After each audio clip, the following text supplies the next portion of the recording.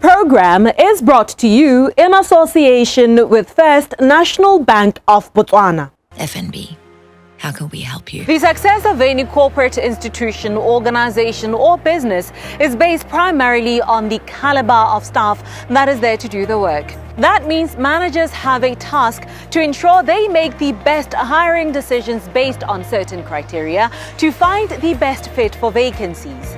It goes without saying that bad hiring has a tremendous cost that goes beyond just finances for the company. In fact, the Harvard Business Review points out that as much as 80% of employee turnover is due to bad hiring decisions. Additionally, in a Fast Company article, it was reported that 40% of those surveyed lost time due to recruiting and training another worker, with 36% enduring negative impact on employee morale. These articles and figures bring us to a phrase, hire for attitude, train for skill, coined by people management expert Sherry Phelps. This one adage is fast changing the way hiring managers look at the process of filling out vacancies, which then puts pressure on potential employees to suit themselves up for this new labor market order. But what does it mean to hire for attitude and then train for skill? Does it mean now qualifications and/or experience no longer matter? Human resources specialist Stuart White says this simply means looking into the character of a potential employee to determine their suitability for not only the post they're interviewing for, but for the culture of that particular office as well. When we talk about hiring for attitude and not for skill, it's really about hiring people for who they are, not about what they can do. And it doesn't mean that what they can do is not important. That's not the thing here.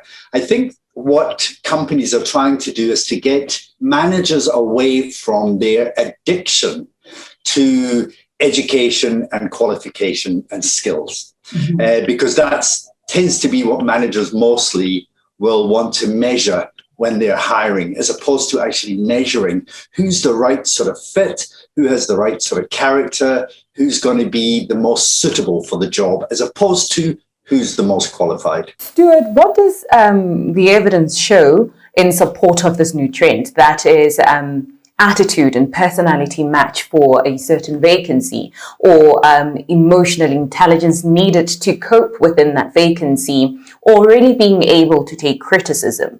How do these factor into having the right attitude? There's been a lot of research over the years into what makes up high performance, what makes up good employees. Whereas before there was a tendency to think that the most educated, the most qualified would be the best employee.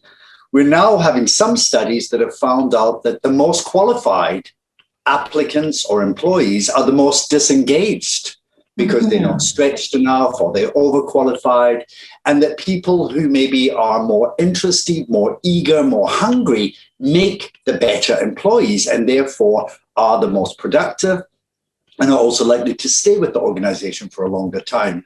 So there's been a lot of research into that, and a lot of research into what makes high performance and how it is things like a person's interest, a person's personality, a person's value, how they view the world. All of these things need to be measured, because that's going to give us a better hire or a better performing employee. Is there an exception to this new way of looking at hiring? Are there jobs that hiring managers may actually need to hire for the skill and not necessarily for the attitude? This is safe for of course, professions such as, medicine or maybe law, that actually need a certain kind of expertise and specialized skill. Great question. Are there any jobs that don't require the right attitude and only need the skills? I think that even there's an argument to say that even in jobs where the qualification and skill, like medicine, is very important, and it's critical that the person have studied extensively and done their time, that definitely the profession is more helped if people have the right attitude to the work. So if I am able to, let's say a simple example, read and write, does not mean that I will make a great editor, because I may not like to use my reading and writing skills. So it really needs to be this combination of ability or skill and knowledge and the interest, the motivation, the desire, or the attitude to do that type of work. So I think the appreciation in the world of work at the moment is to bring these two things together and be measuring both and get them balanced so that we're not just leaning towards education, skills, and ability, but we have both. Stuart, does it mean then that certain jobs need for people to have an innate interest in them, or say, how shall I say, a calling for them, so that they're able to do them better?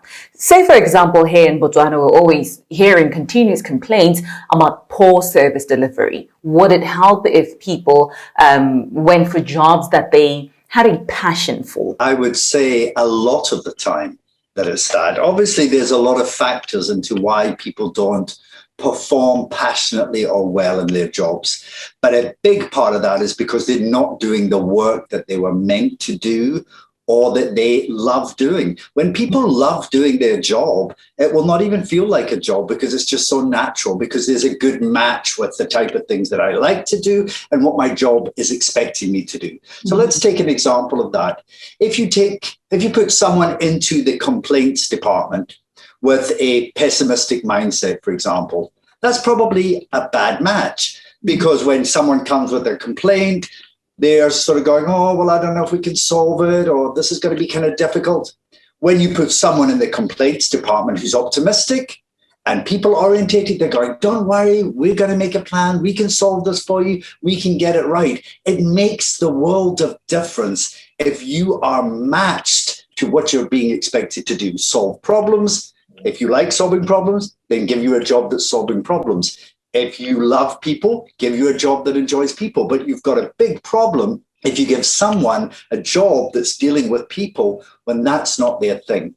So the matching those two things is critical. In light of all of that, Stuart, how then can prospective employees suit themselves up for this new labor market order, if you may call it that, so that they self themselves apart from the thousands of other people who are gunning for the same job that they are? Yeah, that's a great question, because it sort of implies that you can play the interview or play the selection process so that you can get through. I think that employers are becoming a little bit more sophisticated in how they choose to measure these constructs like attitude. So that's why psychometric testing is so big nowadays in business, because we're trying to look at what's below the surface, what drives behavior, what we're not able to see. So I think gone are the days where you can sail into an interview and flash this fabulous personality and think you're going to get the job, because the employer is going to look a little bit beneath there.